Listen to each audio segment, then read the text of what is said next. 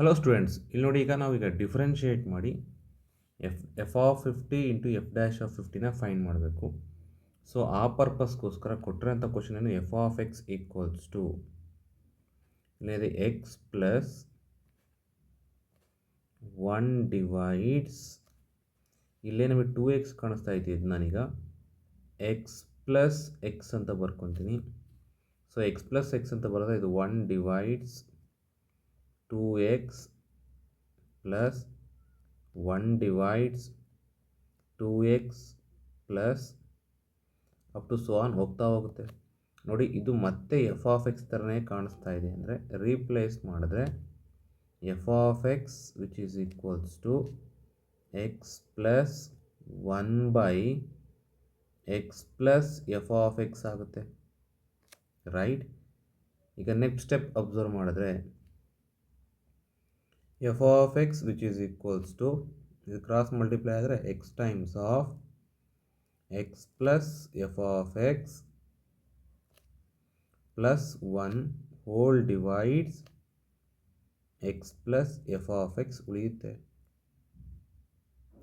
Right. ಈ ಥರ ಆಯಿತು. ಅಥವಾ ಇಲ್ಲೇ ಡೈರೆಕ್ಟ್ ಫಸ್ಟ್ ಇದು ಕಡೆ ಕಳಿಸಿದ್ರು ಕೂಡ ಆಗುತ್ತೆ. ನಾವು if I shift this one to this side, so ಈಗೇನಾಗುತ್ತೆ, ಶಿಫ್ಟ್ ಆದರೆ f of x into x plus f of x which is equals to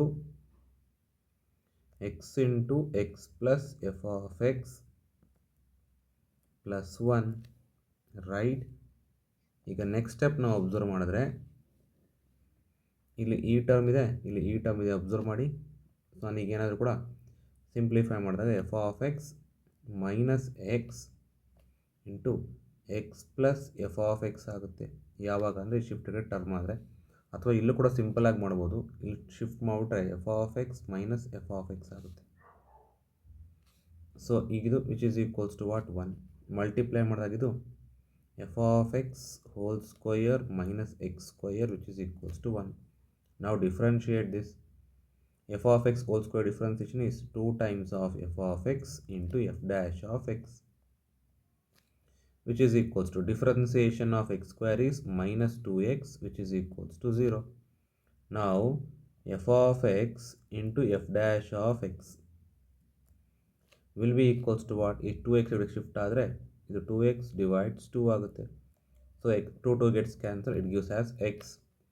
Now they are asking to find f of x into f dash of x 50, means replace x by 50. It will be f of 50 into f dash of 50 which is equal to 50.